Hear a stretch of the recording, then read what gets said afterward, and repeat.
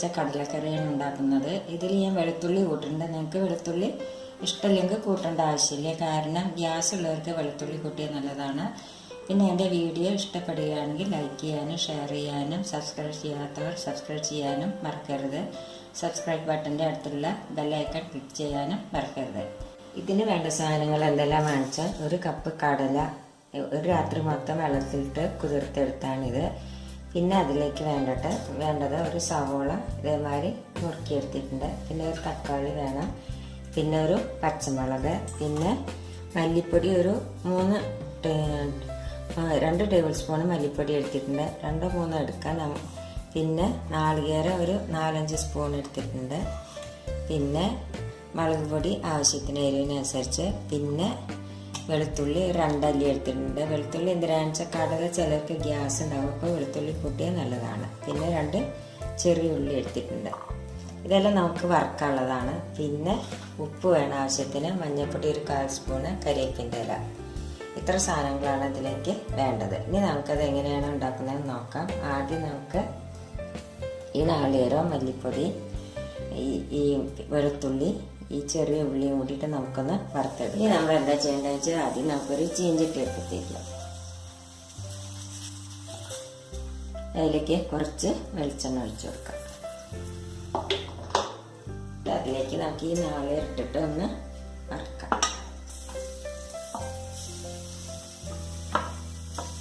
ഒന്ന് വറുക്കാം. നാളികേരം വറവായിട്ടുണ്ടെങ്കിൽ ഇതേമാതിരി വറവായി എടുക്കണം. ഇനി ഇതിലേക്ക് നമുക്ക് ഈ വെളുത്തുള്ളി, ചെറിയ ഉള്ളി, മല്ലിപ്പൊടി, മുളക് പൊടി ഇതും കൂടി ഇട്ടിട്ട് ഒന്ന് വറുക്കാം. ഈ വെളുത്തുള്ളിയും ചെറിയ ഉള്ളിയും നമ്മൾ നാളികേരം വറുക്കുന്നതിൻ്റെ കൂടെ തന്നെ ഇട്ടാലും നല്ലതാണ്. ഞാൻ അപ്പം ഇടാൻ മറന്ന പോയതാണ്. ഇനിയിപ്പോൾ അത് നല്ലപോലെ ഒന്ന് വറുത്തെടുക്കാം. അതിലേക്ക് 2 കരിവേപ്പിൻ്റെ ഇല ഇട്ട് കൊടുക്കാം. ഇത് വറവായി കഴിഞ്ഞിട്ട് ഇത് നമുക്ക് അരയ്ക്കാനുള്ളതാണ്. ഇതൊന്ന് തണുത്തിട്ട് നമുക്ക് അരച്ചെടുക്കാം. അപ്പോഴേക്കും നമുക്ക് കുക്കറിൽ കടല അടുപ്പത്തിച്ച് അതിലേക്ക് കുറച്ച് വെളിച്ചെണ്ണ ഒഴിച്ചു കൊടുക്കാം. ഒരു 3 സ്പൂൺ വെളിച്ചെണ്ണ ഒഴിച്ചു കൊടുക്കാം. അതിലേക്ക് നമുക്ക് ഈ സവോള,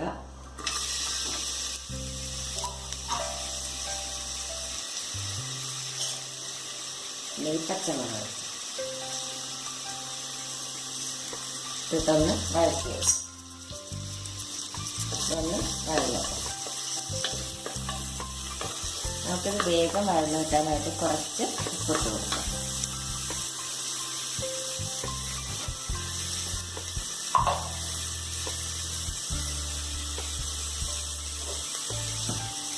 ഇതൊന്ന് ഞാൻ വഴറ്റട്ടെ. സവോള വഴന്ന് കഴിഞ്ഞ് ഇതിലേക്ക് നമുക്ക് ഈ തക്കാളി ഇട്ടിട്ട് ഒന്ന് വഴറ്റിയെടുക്കാം.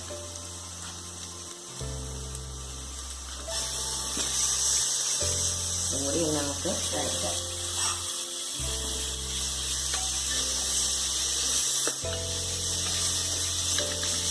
അത് നല്ലപോലെ വഴഞ്ഞ് കഴിഞ്ഞ് അതിലേക്ക് നമുക്ക് ഈ കടല ഇട്ട് കൊടുക്കാം.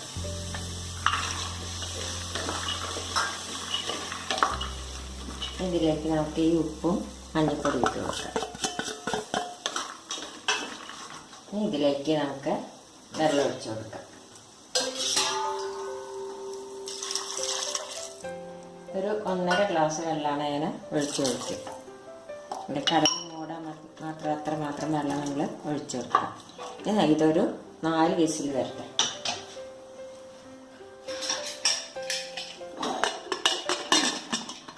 കഴിയുമ്പോഴേക്കും നമുക്ക് ഈ നാളികേരം വറുത്തത് നമുക്കൊന്ന് നമ്മൾ എപ്പോഴും അരയ്ക്കുമ്പോൾ ആദ്യം നമ്മൾ മിക്സിയിൽ ഇതെല്ലാം ഇട്ടിട്ട് ഈ മിക്സിയുടെ ജാറിൽ ഇതെല്ലാം ഇട്ടിട്ട് ഒന്ന് നമ്മൾ കറക്കിയെടുക്കണം. എന്നിട്ട് നമ്മൾ വെള്ളം ഒഴിക്കാൻ പാടില്ല. എന്നാലും അത് നല്ലപോലെ ശരിക്കും അറിയുള്ളൂ. നമുക്കിതൊന്ന് അരച്ചെടുക്കാം. അതൊന്ന് കറക്കിയെടുക്കാം. എന്നിട്ട് നമുക്ക് വെള്ളം ഒഴിച്ചിട്ട് അരയ്ക്കാം. ഒന്ന് മിക്സിയിലിട്ടിട്ട് ജാറിലിട്ടിട്ട് ഒന്ന് കറക്കിയെടുത്ത് നമുക്ക് എനിക്ക് വെള്ളം ഒഴിച്ചിട്ട് പോലെ അരച്ചെടുക്കാം. നമുക്ക് കുക്കർ ഒന്ന് തുറന്ന് നോക്കാം.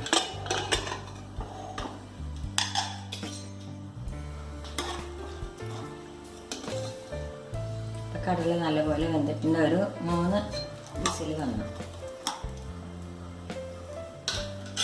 ഇനി നമുക്ക് സ്റ്റവ് കത്തി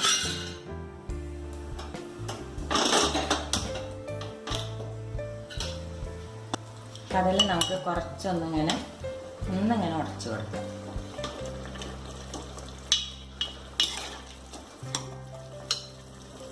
ഇനി ഇതിലേക്ക് നമുക്ക് ഈ കറുത്തരച്ച നാളികേരവും മല്ലിപ്പൊടി മുളക് പൊടി എല്ലാം കൂടി ഉള്ളത് നമുക്ക് ഇതിലേക്ക് ഒഴിച്ചു കൊടുക്കാം.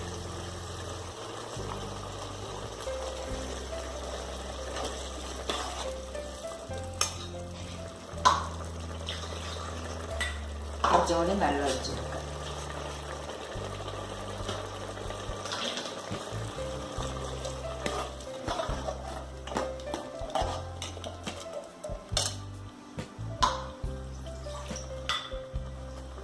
ഇത് നല്ലപോലെ ഒന്ന്